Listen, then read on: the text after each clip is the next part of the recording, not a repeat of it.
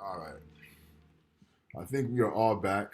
I do ask again if you can, please open up the cameras. It does help with the flow, of course. So you guys spent some time in your breakout room discussing those 4 points of inquiry. Let's share what was discussed with the rest of the class. Whatever you guys feel was important or worthy of sharing with us, go ahead and break bread.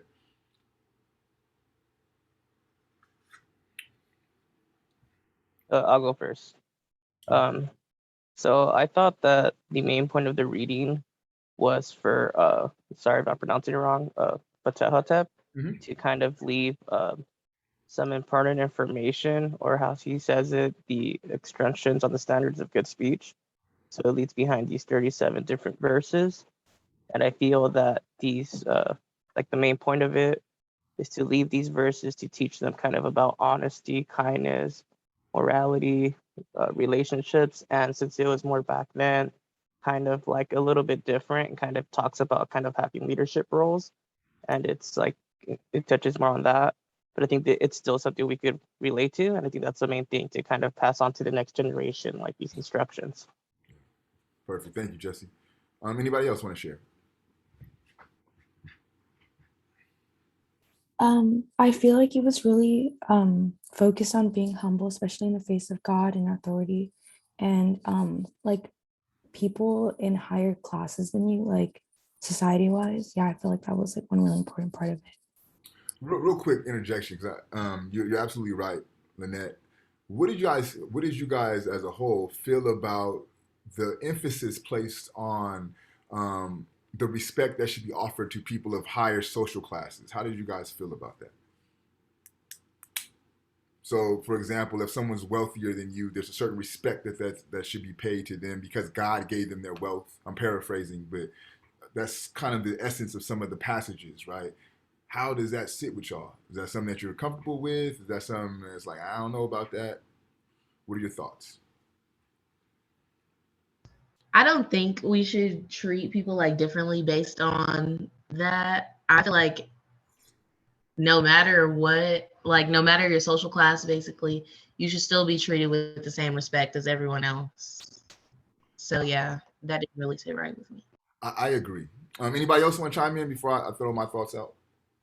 I agree what Paris was saying. Because you know how you were talking about how like they would receive more respect just because they're wealthier. Well, what is the vice versa of that? Like, would someone who is a lot less wealthy, someone who is impoverished, poor, are they going to receive less respect from, those who are wealthier? So it's like, I think that, like she said, everyone should be treated with the same amount of respect. Yeah. It, it could be perceived kind of elitist, no? Yeah. Right? Like you're gonna just put some more authority on those who have more wealth or more power than you. But if we read carefully, it's a lot more nuanced than that, right? Um, and I think for me at least, because of how we understand wealth accumulation, it makes us have an uneasiness to this idea of just respecting those who are wealthy, right? Because in the Western world, most of the people accumulate wealth through the exploitation of others. Let's call it what it is, right? Like billionaires and millionaires got to be billionaires and millionaires because they exploited somebody. And there's some kind of questionable ethical practices that have taken place, right? So I think that kind of ties to this notion of why we are uneasy with this idea of giving the wealthy respect. Um, Also, to address Jocelyn's commentary, which is a very good point in the sense of, well, what's the inverse? If you're going to respect the wealthy, what respect do you pay to the lower class? There is a passage that deals with that directly, right? If you're in a dispute with someone who is lower than you, right? Don't engage in the dispute. Remain silent. So they do talk about that. And they do talk about owing everyone the respect that they deserve. That's there also. But I think because of us and the way that we are attentive to how wealth is accumulated, it makes us a little bit uneasy, right? And I only bring this up to say it's important to be attentive to the temporal. And what that means is time. right? You have to have a temporal context. This is written, what is it, 28? Let me see. I want to say 2,280 years. Yeah, so 2388 BC through 2356 BC, right? So this is the time that was written in. So you can't apply what's going on in the book now and relate it directly to our now. It's different, right? We have to be able to understand that. Another question that was posed I would like to discuss, the fourth question. What is your personal greatest or favorite attribute or characteristic? Can you explain what you mean by that question? Yeah, so we all have attributes, we all have characteristics, right? What is your greatest or your favorite, right? So one can say, for example, my humility is my greatest or my favorite characteristic about myself, right? Um, whatever the case may be. Does that make a little more sense for you, Paris? Yes, so it's not based on the reading, right? No, it's just a general question about you. You can't get Oh, that okay. wrong. You should not fuck this question up because it's about you. Well, I'd say my personality is my favorite personal characteristic. So, someone else, please. I would want to say for me, it's my honesty. Honesty. That's a huge one. Let me ask you, Jocelyn. Honesty when it's convenient or honesty even when it's uncomfortable? Both. Definitely both. Okay. Let's get one more and we'll move on. Favorite attribute or characteristic about yourself? I guess this is kind of broad, but like I guess kind of my principles. As someone as a true, I guess I would say I'm a true leftist. Okay. Yeah. So I would say, caring about others, helping out others is a Okay. good characteristic. Dope. So thank you guys for that. What we'll do now is just jump into my notes for the reading and just to kind of provide you guys with the context of the reading and some of the things that I found to be of importance. Now, my interest and my emphasis does not have to be your emphasis or interest. That's perfectly okay. But I just wanted to kind of give you a chance to have some context and possibly fill in any holes that you may have had about the reading. So the book is literally called The Teachings of Ptahhotep, the oldest book in the world, right? And I want to qualify and validate this notion of it being the oldest book in the world, okay? Now, one thing, when you're doing scholarly work, and to me, just a good practice as in general, if you're going to read a book, don't start at chapter 1, right? You're doing yourself a disservice. Read the preface, read the foreword, read the introduction. All that has very important information in it, right? If you are planning to go to get your master's, you're planning to go to grad school, there's something called an annotated bibliography. In your annotated bibliography, you will be forced to produce the theory of the book, right? You will never find the book's theory, or rarely, I'm not going to say never, rarely will you find the book's theory from chapter 1 to the closing chapter.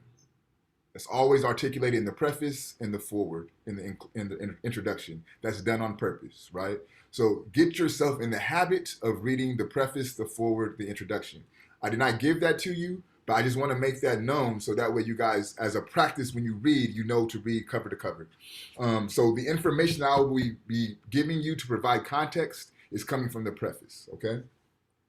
So Ptahhotep was 110 years old when he wrote this book, okay? 110 years old. At the time that he produced the text, he had a choice to make, either to be a pharaoh, which he was in line to be the next pharaoh of that society, or to be a priest, right?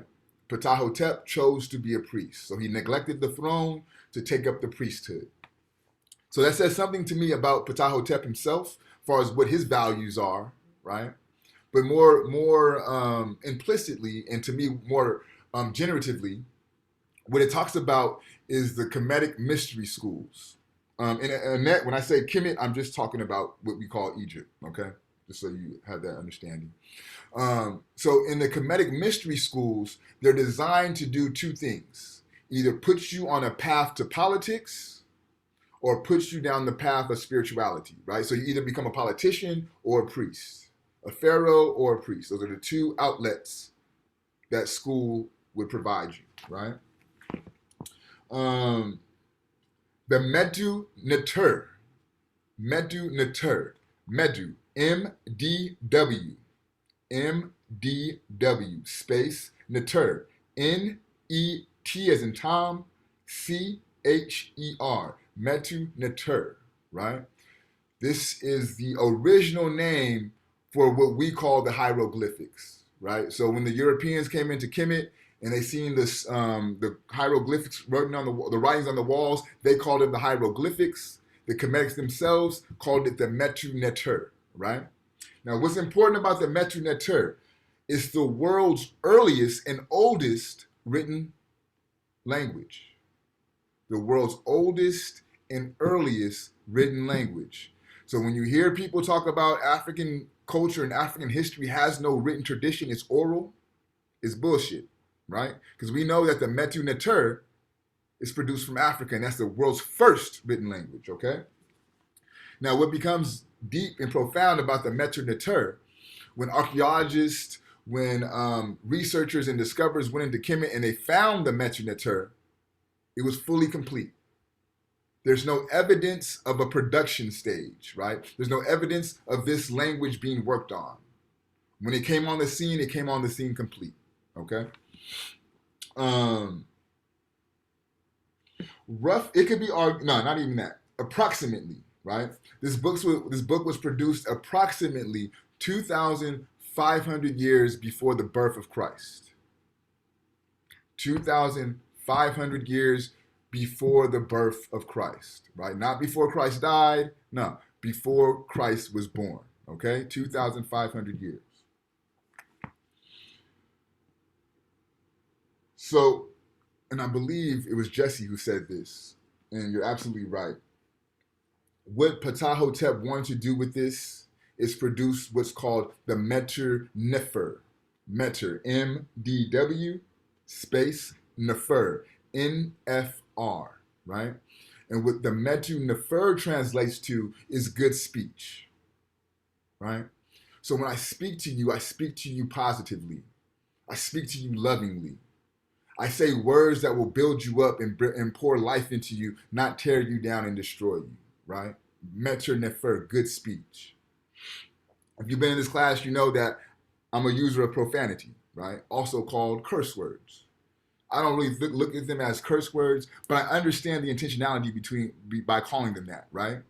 There's things that you can say that could literally curse a person, that could literally cause harm to happen to someone, right? And that's what they really mean by curse words, not shit, fuck, damn, not that. But when you say things that will cause harm to happen to somebody, that's a curse that's placed on someone. And that can be done with your mouth, with your utterances, right? I'm going to read a quick passage from page 17, and then we'll close out, and we'll open to our fishbowl. So on the bottom of page 16,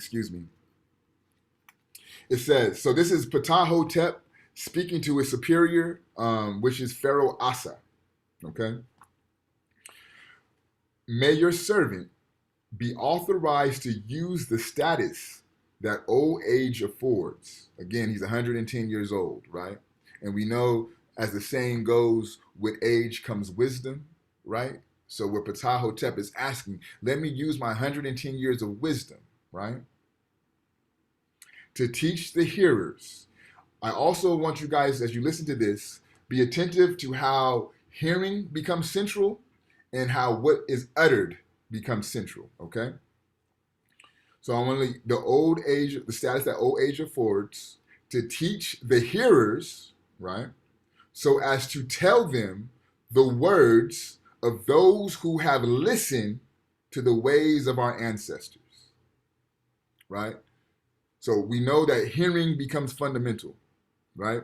Because he wants to teach those who are willing to hear the words of those who listened to the words of the ancestors, right?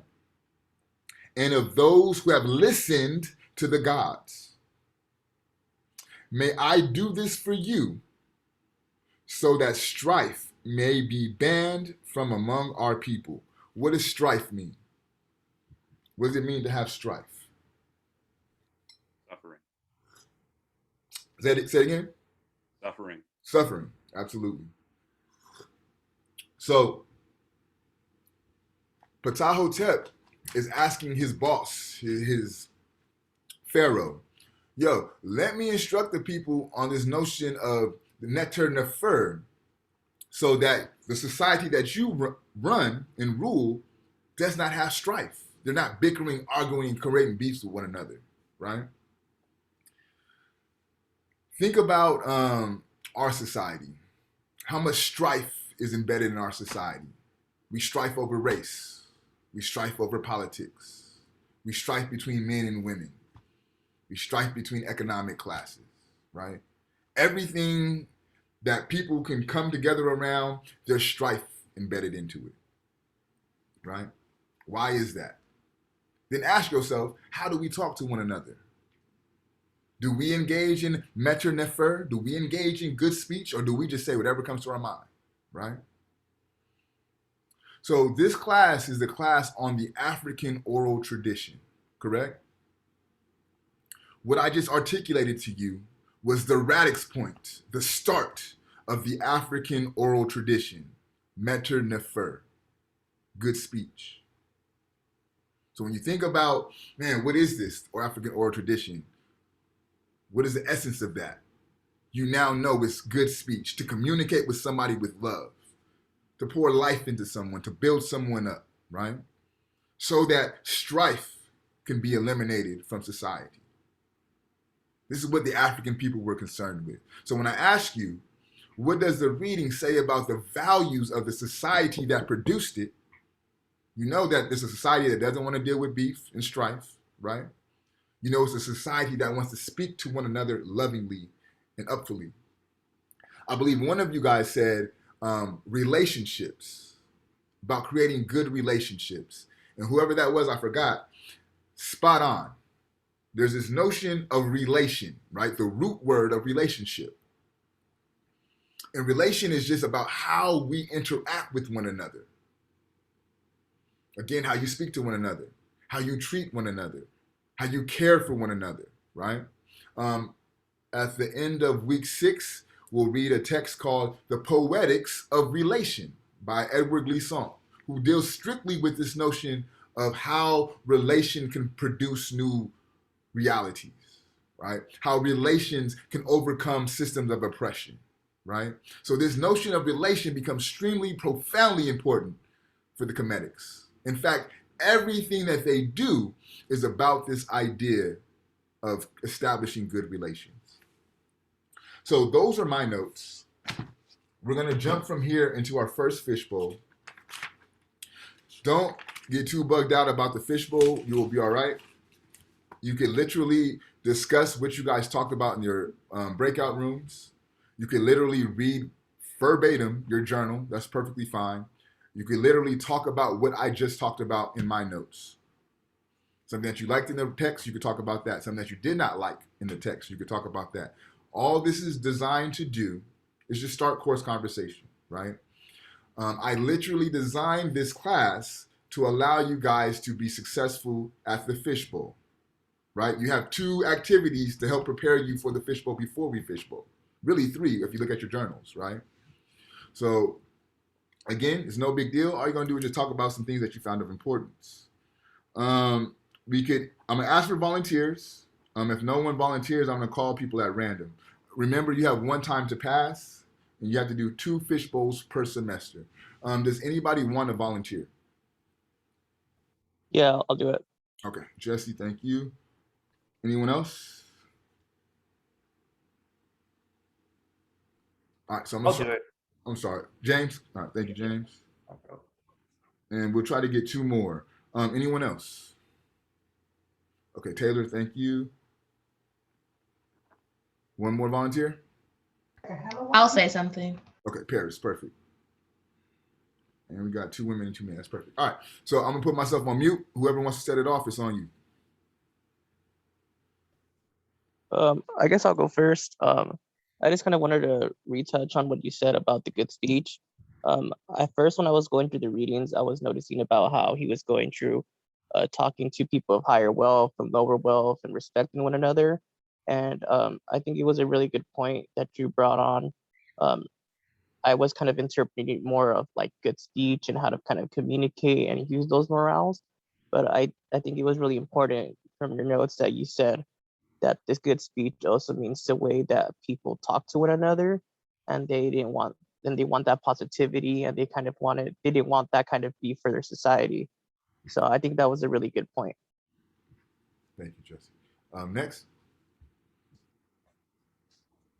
I'll go next. So I wanted to talk about the second question that you asked. Okay. So I said, I believe the text states the values of the society that produced it is this ideal way of living that's perceived by the instructions that he gave, by those 37 instructions or like rules, basically. I don't know how to say his name, but yeah. Ptahhotep. Okay, thank you. Perfect. Thank you, Paris. Next. Go ahead, Taylor. I just kind of liked how he like valued being like a leader and like how you should let like evil be evil and like not try to like fight fire with fire, you know what I mean? Like he's basically just saying like let like the mean people be mean and like you don't have to like return that. I also like the quote, where is it? Wealth does no good when you are glum. And I also like the one that says, he who is ruled by his appetite belongs to the enemy. I don't know. Those ones just kind of like resonated with me because it was just like, I don't know. It's like, go ahead. Sorry, go ahead. I was going to ask you if for the light where your life is wealth or gloom, could you read the first part of that passage, please? I think it's number 11. I just put it in my notes. Okay. So I'll read it real quick because I think the first part is very important, especially when you juxtapose it to the end, right? Yeah. It says, follow your heart as long as you live, right? So that's how it starts off, the passage, number 11. And then it ends with, wealth does no good if you are glum, right? So I really, really think about that and think about how our society values are structured and how the majority of your time in this society is positioned to chase wealth. What's the average work week? 40 hours, right? You work overtime, anything over than 40, right? So 40 hours of your week is snatched from you to chase wealth. How much time is given to pursuing the matters of the heart? Because they start off their passage with, follow your heart for as long as you live. We ain't doing that. We chasing the bag, right? Sorry, Taylor, not to cut you off. It was a good point. I want to get the full thing, but go ahead. I'm sorry. That's about it. Or I don't know. I feel like I had more. It like gives the idea that like, I don't know, it was kind of weird to me that they were like, oh, you have to be like super, super respectful to like the people at the top because like what I think it was Paris who said like it just doesn't sit right with me. You know what I mean? Because why would you treat anyone different just based on like their wealth? But I was also thinking like, were they thinking wealth as in like money wise or wealth as in just like morally, like, you know what I mean? Right. Well, so I think you wanted something with that latter half of your statement. Because again, the way that we perceive wealth is money, right? Yeah. But if we think about their values, they're not concerned with wealth too much. They're not, right? Yeah. The thing that they're telling you to do is follow your heart. So maybe the wealthy person is the person who follows their heart, right? Yeah, it's a very good question. Materialistic, but like everything else, like throughout the whole passage, like has nothing to do with like that kind of stuff, you know? Yeah. So okay. I just want to what Taylor did. I want to bring up a point. So when we think about our journals, and the fourth component of our journal is the question, right? So there's 3 types of questions, and I need you guys to hear this. The first type of question is standard, right? I don't get this, so I'm asking a question to get further understanding, right? The second question is really what Taylor's doing, which he just demonstrated for us, right? Well, do they really mean wealth as in a material sense, or do they really mean wealth from a more spiritual standpoint, right? A more esoteric standpoint, right? So if she wanted to, she could take that question and start to do research, right? And that research could produce a whole paper, it could produce a dissertation, it could produce a book, right? So there's a question to gain understanding, and there's a question that drives research. And what Taylor just exhibited for us is that question that drives research, right? The third type of question is the question that's situated within critique, right? So I don't really know if I agree with that, or I know I don't agree with that. So I'm going to pose a question to highlight the inconsistency of what's being said. So for example, Christopher Columbus discovered America. I don't know if I agree with that.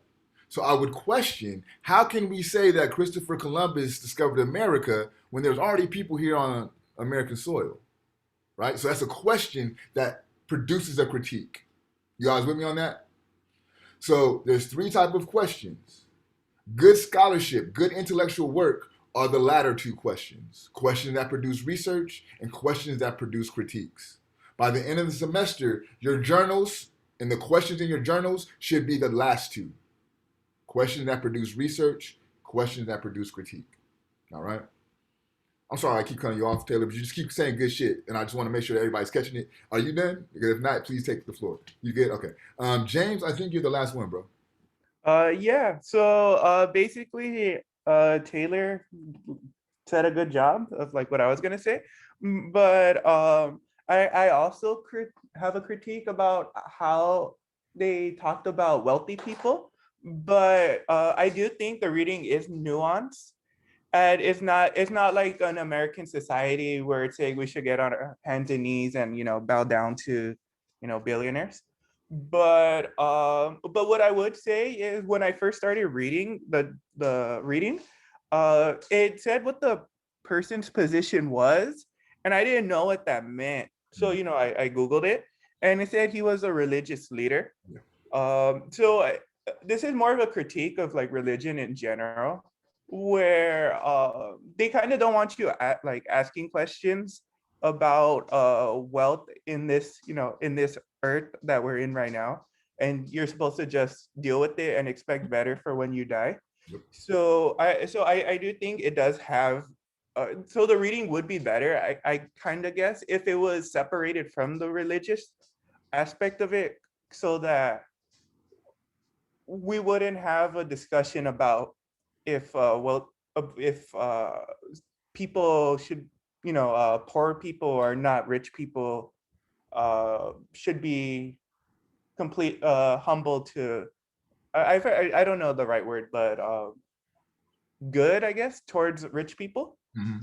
So I do think like the religious aspect kind of diminished, not even diminished, but Right. like didn't let it reach its full potential.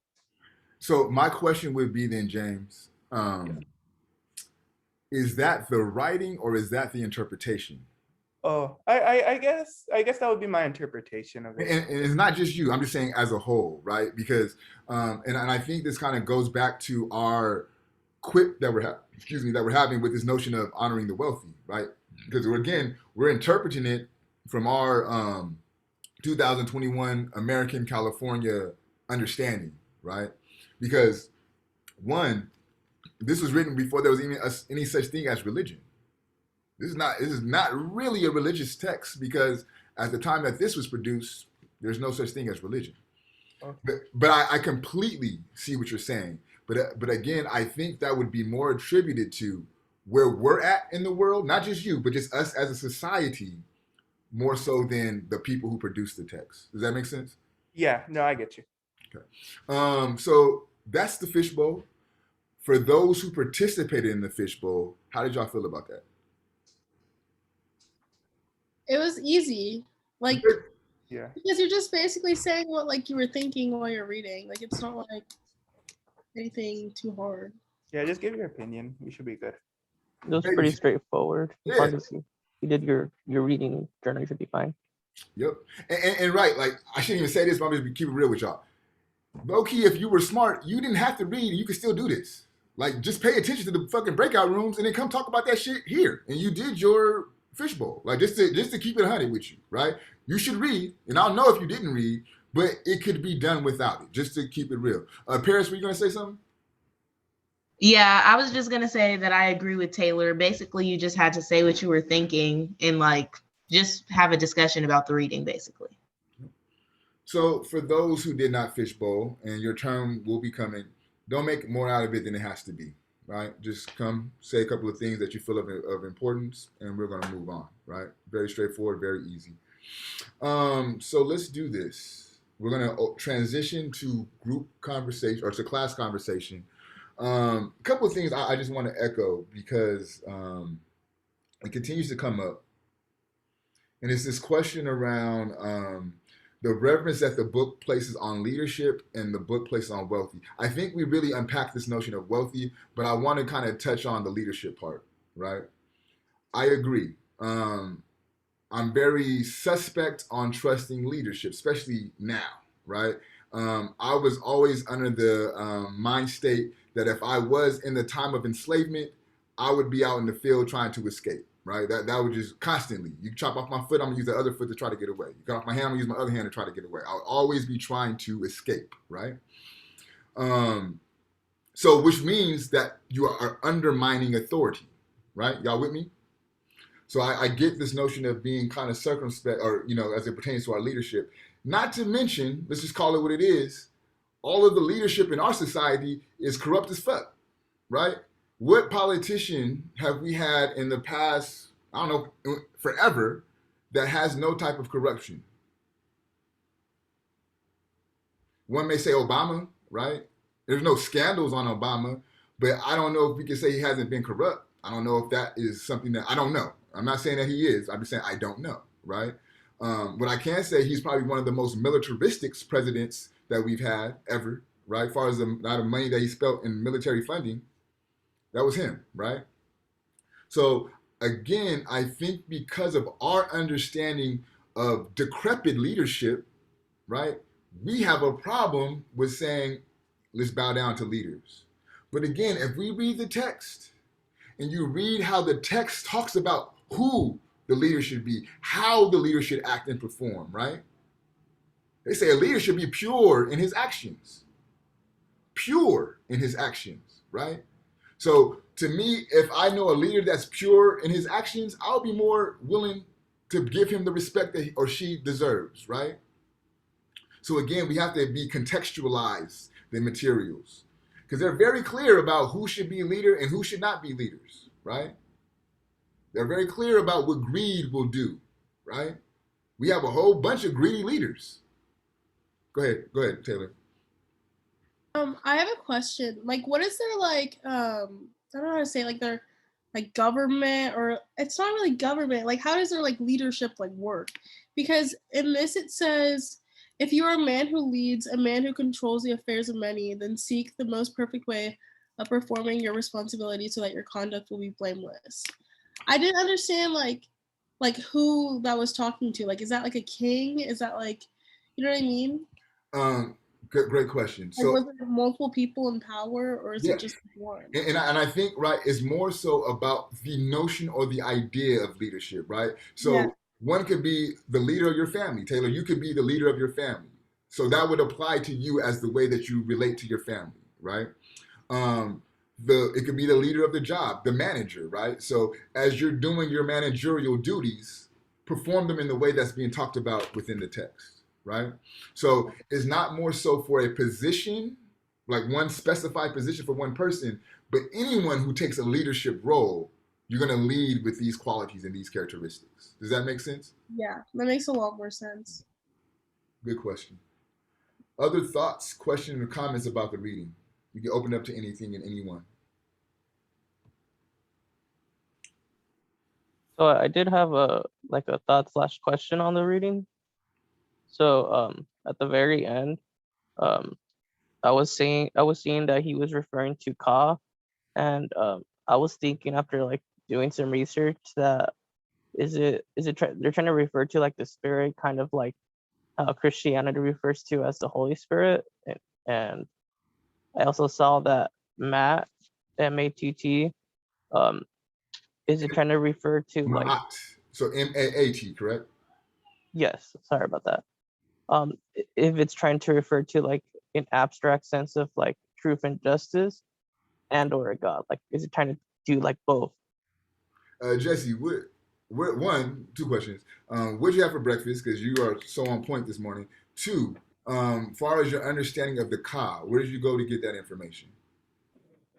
So after doing the reading, I was just kind of looking for like context clues, and he was just kind of seeing how it's kind of referring to like the spirit, and so it kind of just kind of brought me back to like how Christianity thinks of as the Holy Spirit. Yes. So I think that's a perfect parallel. So trying to inform you guys on this from a comedic standpoint. So the Ka would be understood as the spirit, or what they would say the life force, right? So the essence that makes you breathe, the essence that makes you think, the essence that makes you feel is your Ka, right? In ancient Kemetic, so for example, right? When they would mummify someone, right? And they put you in when you die, you go into what? In this society, when you die, what do they put you in? When you have The your coffin. a coffin, right? So coffin. You feel where I'm going with this? Okay. So Yeah. the ka. So the coffin is designed to hold the body when it dies, right?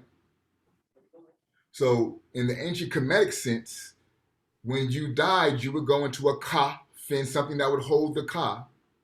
Your ancestors, or your relatives, would come and bring offerings to your coffin. They will leave food on your coffin, and that is designed to allow your ka, your spirit, to have nourishment as it would travel to the afterlife, right? So what the ka is your spirit, it's your essence, it's the real life force that moves you, right? There's this idea that we are spiritual beings having a human experience. I'm gonna say that one more time. We are spiritual beings having a human experience. What does that mean? Our essence essentially is our spirit, but we're moving in essentially what is a human machine. Yep. Exactly, right? So if you're driving a car, right? You're driving the car. You're the one that's making the turns, putting on the brake, pushing on the gas, right? That's your car. The car that you're driving in is your body, right? So we are spiritual beings having a human experience. But in this world, in this society, we have been trained, we have been socialized, we have been conditioned to only pay attention to the body. We don't even think about spirituality. And when we do think about spirituality, we think about religion, right? We have conflated spirituality with religion to the point that if you say, I'm not religious, I'm spiritual, they'll tell you you're going to hell, right? That's how pervasive religion has become in our society. So let's unpack the difference between spirituality and religion. And I'll do it to you this way. Who knows the acronym for the Bible? Who knows that the Bible is an acronym? Go ahead, JD. Basic instructions before leaving Earth. Basic instructions before leaving Earth, right? Right? So the Bible is going to tell you how to live. That way you can make it to heaven, right? This is what the Bible's here for. Basic instructions before leaving Earth, right? Think back to last week's lecture and think back to the video that we watched, a little 7-minute short video. And they were talking about how the pyramids were built and how they aligned the pyramids with the stars, right? How the pyramids were a direct alignment with Orion's belt. Y'all remember that? And they said that the ancient Kemetics were concerned with building heaven on earth, right? Y'all with me? So Ptahhotep wrote this book to eliminate strife where? In heaven or on earth? Where is he trying to eliminate strife? Let's read On it. earth. On earth, right? So that way your society does not have to deal with strife. So for the ancient Cometics, for spirituality, it's about how to live and how to exist among each other right now, right? How to treat each other so that way we can have heaven now, not after you die, right? But religion will say, do these things so you don't have to go to hell, right? So it's not about how you exist in the moment. It's really about what happens after you die. But spirituality ain't concerned with that. The Cometics aren't concerned with that. They're concerned with, let's make heaven here by what we do now, right? And to me, that's one delineation that you could draw between spirituality and religion, right? Religion leans more to condemnation. If you don't do this, your ass is gonna burn. You don't accept Jesus Christ, your Lord and Savior, eternal lake let's say the eternal lake of fire, right? It's not me talking, that's what they tell you. I grew up in a Christian home. My mom think I'm going to hell today, right? Because I don't believe in that shit. So I understand it. But spirituality is like, nah, that's not necessarily how you have to live. You can just be good people. You can interact with each other wholesomely. You can love on each other now, right? But here's another thing to think about. What is more useful if you're trying to enslave a people? I'll ask you one more time. What is more useful if you're trying to enslave, oppress, or colonize a people? Saying, you could be spiritual beings and let's have goodness now, or saying, you do what I tell you, so that way when you die, you could go to heaven. What's going to be a more useful tool? Religion, because you're using fear. Fear. Absolutely. So if we are to draw a distinction between religion and spirituality, these are some things to think about, okay? What I would like to do, if it's okay with y'all, I want to go back to the passage that Taylor mentioned, and I want to read it in its entirety, and let's talk about that before we close out. So I'm looking at passage 11, which states, follow your heart as long as you live. Do no more than is required. Do not shorten the time of follow the heart. Do not cut that short, right? Since that offends the ka. So to cut down the time of following your heart, it displeases your spirit, okay? Don't waste time on daily cares over and beyond providing for your household. The only thing you should really care about on a daily basis is caring for and providing for your house, right? Check this part though. When wealth finally comes, then follow your heart. Wealth does no good if you are glum. To me, this is so profoundly beautiful. I'm gonna ask y'all, not rhetorical, real question. What does your heart desire? Somebody tell me what their heart desires. Peace. Peace. What else? To be happy. To be happy. What else? The bag. The bag? Your heart desires the bag? Or you've been trained to say that your heart desires the bag? I mean, it could be a bit of both. Why? I mean, I mostly say because seeing what life looks like without the bag versus seeing what life could be with it has kind of intertwined it to be more so not just like a rise and grind mentality, like, oh, you should be like living like this to become this way.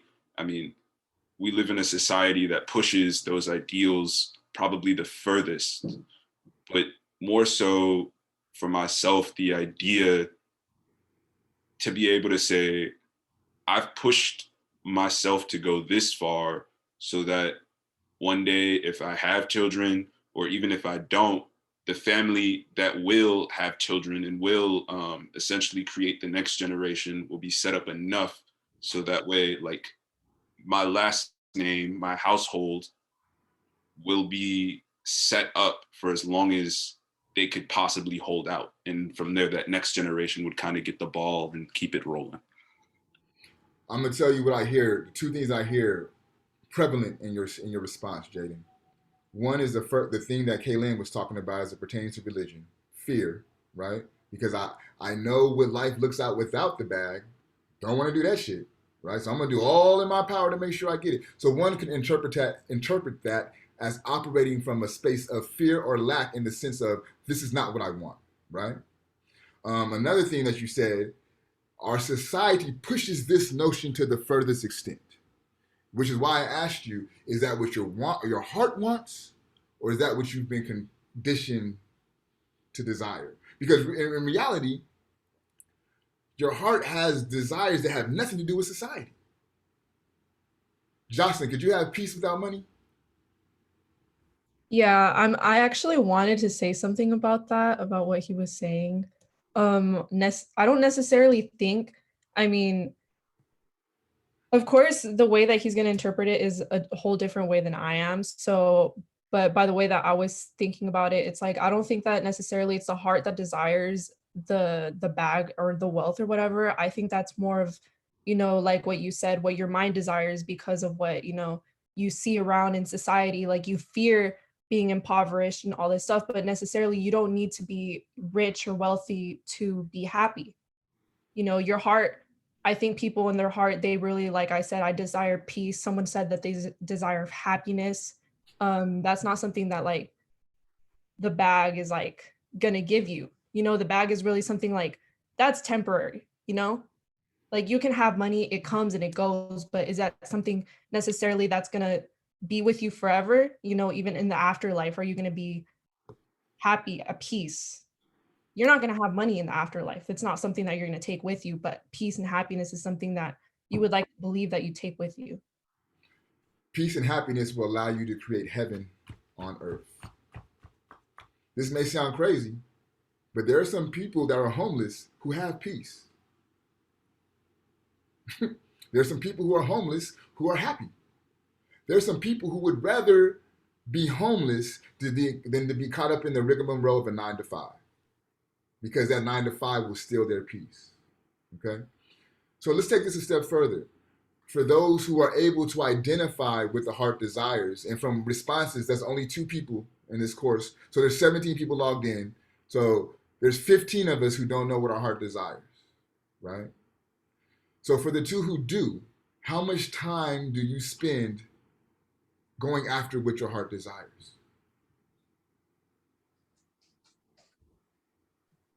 Personally, like I spend every day, every minute of my life, chasing what my heart desires. It's not really necessarily something that like I put aside to focus on. No, it's like it's just based on the things that I do with my life, the decisions that I make in my life now.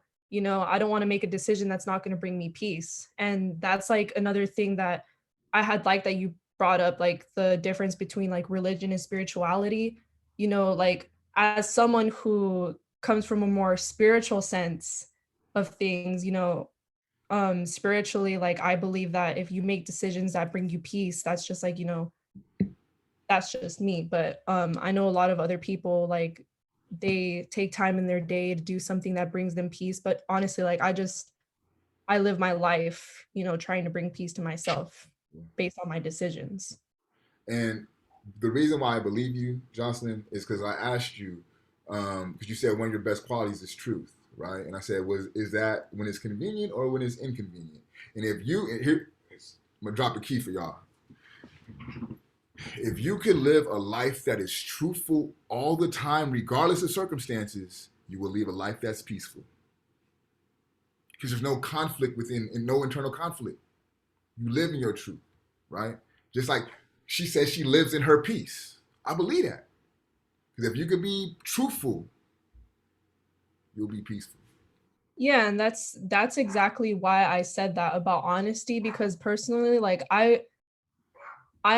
there's been a point in my life personally where like, I lived in like in guilt for things that I was not honest about or at peace about. And it's something that, like, as I grew more spiritually, I realized, honesty, it has a big thing to do with peace. Do you want to live in guilt because you were dishonest about something, regardless of whether the situation is convenient for you or not? It's like, I think a person, after being honest about something that's inconvenient to themselves, that's going to bring them to like, oh shit, like this is going to put me in a bad position. But regardless, you were being honest about it. How does that make you feel that you weren't being dishonest? I don't know, y'all. I don't know if y'all feel it, but we just had church right now. We just closed out church. If I knew how to sing, I'll sing some shit for y'all. But we just went to church. So we'll end it here, but I'm going to tie this to something that Jesse inquired about. Ma'at. Are they characteristics, truth, justice, harmony? I think that's what you said. Or are they a God, right? They're both. So Ma'at is embodied in this notion of truth, justice, harmony, balance, order, reciprocity, propriety. Those are the characteristics. Those are the 7 principles of Ma'at. And she is embodied as a goddess, right? And if you live a life that is truth, you live a life that is justice, that you live a life that is harmonious, that you live a life that is balanced, that you live a life that is in order, that you live a life that is of reciprocity and propriety, right? Then you live a maiatic life, right? And this is how this will come into play in the afterlife. So we understand the 10 commandments, right? Which come from the 42 confessions of Ma'at. So the 10 commandments will say, thou shalt not kill. I'm commanding you on what you should do. But the 42 confessions, Ma'at says, I shall not kill. I shall not covet my neighbor's wife, right? So again, the difference between how I'm performing in life as a being now, juxtaposed to what you should not do so you can make it to heaven, right? The difference between religion and spirituality. So once you die or you make your transition, and what the Catholics call purgatory, right? You're like in the middle between heaven and hell from a Catholic standpoint. The Comedics believe that you would go before the goddess Ma'at. And you would state the 42 laws or the 42 confessions. I have not done this. I have not done that. And as you state them, your heart is on a scale, and the feather of Ma'at is on the other scale. As you state these confessions, your heart must be lighter than the feather, because you must state them truthfully, to Jocelyn's point, without guilt, and that allows your heart to be light, right? And if your heart is lighter than the feather, then you can successfully transition to the afterlife. Right? So for next week, we're going to read about Ma'at. Give me 1 second to share my screen to show you guys where to find that. So we're still in weeks 1 through 3. We just finished the teachings of Ptahhotep. We're going to move into Karanga, Ma'at, part 1, part 2, and part 3. So read part 1, part 2, part 3. Is one reading, but I had to break them up in 3. So you only have to do 1 journal entry, but make sure you read all 3 PDFs, okay?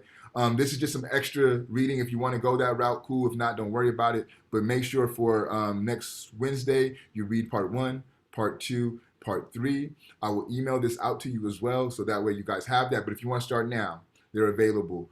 Also, what did you guys feel about the difficulty of this week's reading? Too hard? Okay, manageable? Cool. All right. Full disclosure, next week's reading is hard as fuck. Like it's dense, it's philosophical. So just be ready. I'm not expecting y'all to know everything. That's okay. Read to understand what you can, and know that that's enough. Write your questions down, and between myself and your peers, we'll answer all those questions. Okay. Maulana Karanga is the chair of the Afrikan Studies Department at Cal State Long Beach. He's also the individual who made up the holiday Kwanzaa, right? So very, very brilliant individual, but it's super philosophical. So just be prepared, but you'll be all right. Y'all are intelligent. Other than that, the sun's on its way out, so if you can, get some sun. That vitamin D is important. Drink your water, exercise, keep your immune system up, so that way you can fight off any type of infections or diseases. Get my point? Other than that, man, be well. Peace.